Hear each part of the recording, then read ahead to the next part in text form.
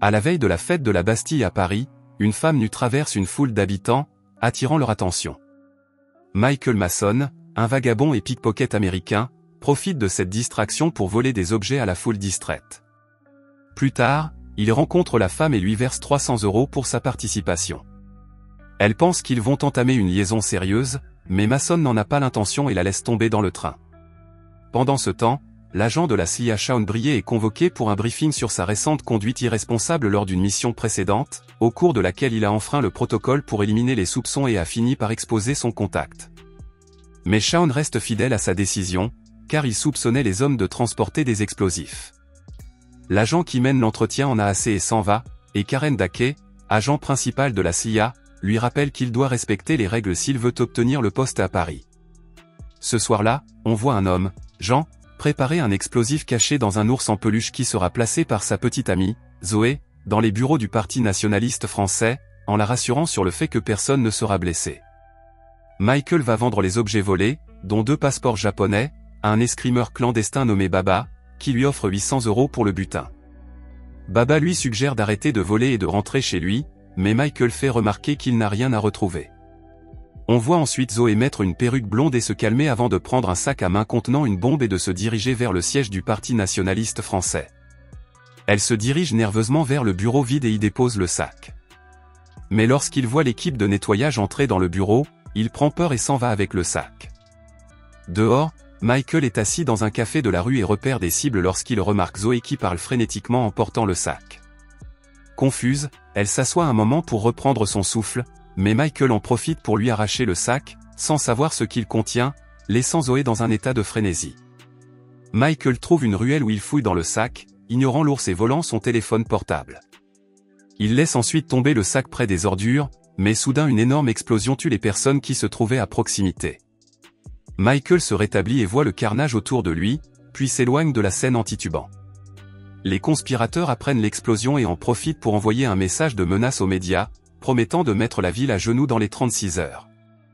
Le directeur de la sécurité nationale, Victor Gimu, tient une conférence de presse au cours de laquelle il promet de trouver les coupables avant qu'ils n'interrompent les célébrations du jour de la Bastille, car il n'a pas l'intention de céder aux menaces terroristes.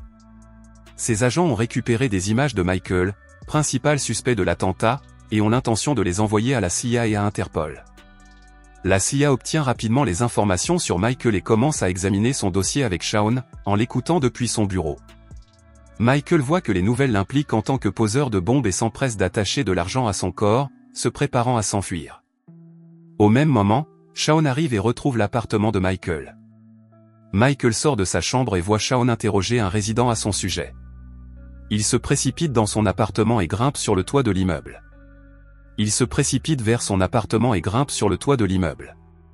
Shaun et lui finissent par se regarder dans les yeux, il part donc et Shaun le poursuit en grimpant sur le toit.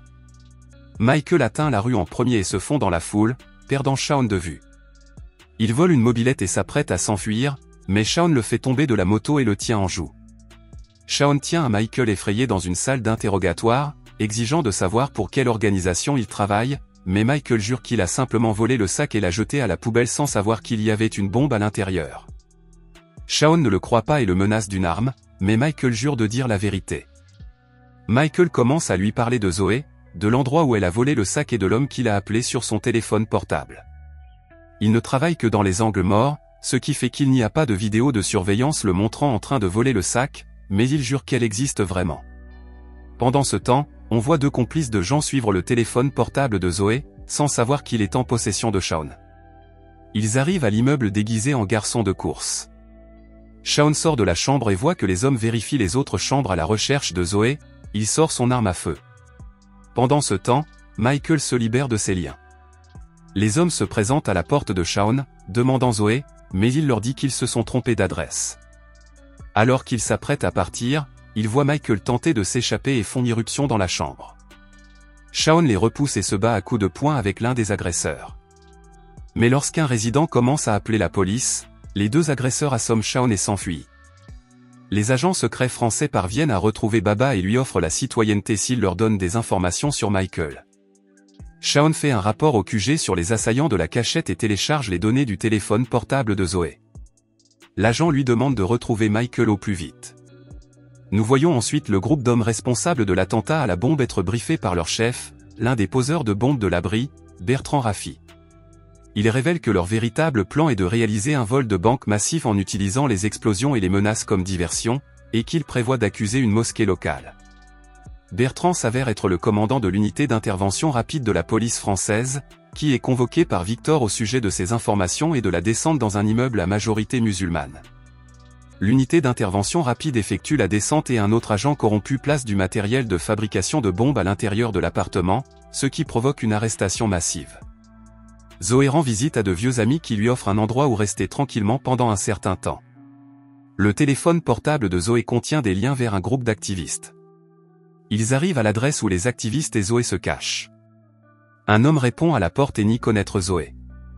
Shaun réquisitionne rapidement une voiture qui passe et remet à Michael l'un des téléphones portables des activistes, où il trouve la photo d'un des hommes sur son lieu de travail et prévoit de lui rendre visite. Les hommes de Raffi se filment en tenue de police en train de frapper un suspect et prévoient de diffuser la vidéo en ligne pour semer le chaos. Ils obtiennent bientôt une correspondance avec la voiture que Shaun a volée et décident de les retrouver. Shaun et Michael sont assis dans leur voiture à l'extérieur de l'endroit où ils se trouvent quand, au bout d'un moment, ils voient arriver l'homme de la photo. Shaun demande à Michael de vérifier, puisqu'ils n'ont pas vu son visage, et le convainc que s'il veut laver son nom et être en bon terme avec la CIA, il doit les aider à attraper Zoé. Avec des réflexes rapides, Michael vole le téléphone portable d'un homme assis au bar et le pointe vers un autre client, provoquant une dispute. Il force ensuite le barman à sortir de derrière le bar et lui vole son portefeuille avant de retourner à la voiture. Shaun et Michael atteignent l'immeuble du barman et le retrouvent. Shaun fait irruption en dégainant son arme, mais Zoé apparaît et met un couteau sous le cou de Michael, menaçant de le tuer. Shaun la prend au mot, baisse son arme et s'approche lentement avant de la désarmer rapidement. Il exige de savoir où se trouvera la prochaine bombe, mais Zoé est trop effrayée pour parler. Elle se rend compte qu'elle n'est pas une vraie terroriste et qu'elle a été utilisée. Elle se confesse, regrette les vies perdues et lui dit que c'est Jean qui lui a donné la bombe. Bientôt, des émeutes éclatent dans tout Paris, menées par un personnage masqué qui exhorte les habitants à se battre contre la police. Zoé conduit Shaun à l'appartement de Jean, le suppliant de ne pas faire de mal à Gênes. Shaun ouvre la voie, armé d'un pistolet, et arrive à l'appartement de Jean pour le trouver pendu au toit, mort. Alors que Michael console une Zoé en larmes, Shaun remarque un tatouage sur le poignet de Jean et trouve son badge de police. Comprenant ce qui l'attend, il découvre que Zoé a rencontré Jean lors d'une manifestation militante et qu'ils sont tombés amoureux peu de temps après. Karen rencontre Victor et lui apprend que l'équipe d'intervention rapide est à l'origine de l'attentat et qu'un de ses membres a été retrouvé mort. Elle ajoute qu'ils ont deux témoins du complot et qu'ils ont l'intention de les livrer s'il peut garantir leur garde. Victor accepte la remise et enverra un pick-up à l'endroit où il se trouve avec le mot de passe de Mike Alpha. Karen communique le plan, mais soudain Victor la tue avec une arme à feu et appelle Bertrand pour lui dire de tuer les trois. La camionnette arrive immédiatement et Shaun, Zoé et Michael montent à bord. Ils s'assoient en silence avec deux hommes, mais Zoé reconnaît l'un d'eux de l'appartement de Jean. Shaun remarque également un tatouage sur le poignet de l'un des hommes et, réalisant qu'ils sont en danger, passe à l'action et attaque les hommes. Au cours de la bagarre, un coup de feu atteint le conducteur, le tuant. Avant que la camionnette ne s'arrête, Shaun met la main sur une arme et tue les deux autres. Pendant ce temps, l'homme masqué parvient à faire encercler la banque par la foule des manifestants et l'équipe d'intervention rapide est déployée par Victor pour sécuriser la banque de l'intérieur. Shaun signale à la CIA que Karen est peut-être morte et que Victor est le cerveau des attaques. Shaun arrive à la banque, mais prévoit d'entrer seul car il ne veut pas mettre en danger Michael ou Zoé. Il entre dans la banque déguisé en agent du rapide et élimine deux hommes embusqués. Bertrand parvient à atteindre la chambre forte avec son énorme réserve d'or, mais accède au coffre-fort numérique et commence un transfert de 500 millions de dollars. Décidé à donner un coup de main, il se dirige vers la foule en colère et parviennent à faire en sorte que la foule se jette sur les policiers, rompant leur ligne de démarcation et se précipitant dans la banque. Il bloque Bertrand devant la salle des coffres avant d'affronter l'autre policier au tir rapide dans un combat brutal, qu'ils finissent par tuer avec sa propre grenade. Victor appelle Bertrand, inquiet de l'attention qu'il reçoit et désireux de faire marche arrière, mais Bertrand refuse.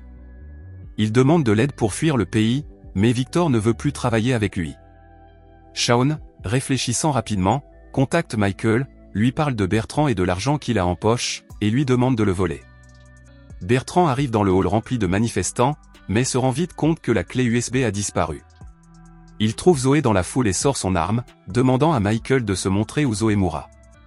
Victor, qui assiste à l'incident, ordonne aux officiers de pointer leurs armes sur Bertrand. De plus, Bertrand exige qu'ils lui remettent le disque et s'apprête à lui tirer dessus, mais Shaun sauve Michael avant que les agents n'ouvrent le feu sur Bertrand, le tuant. La foule se disperse et Michael disparaît avec le disque, tandis que Zoé reste sur place pour aider Shaun. Victor interroge Baba sur l'endroit où se trouve Michael, mais constate que personne ne veut coopérer avec lui. Victor demande à Baba d'organiser un rachat. On voit alors Michael entrer dans une église où il tombe nez à nez avec Victor. Au lieu de l'arrêter, Victor lui offre un passeport et 100 000 $ en échange du disque dur. Michael lui remet le disque dur et Victor commence à guider Michael vers l'argent, mais il sort soudain son arme. Shaun arrive et tire sur Michael avant que les officiers n'arrivent pour arrêter Victor.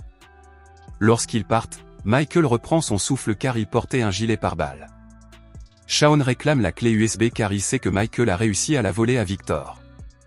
Michael insiste sur le fait qu'il est prêt à travailler à la CIA.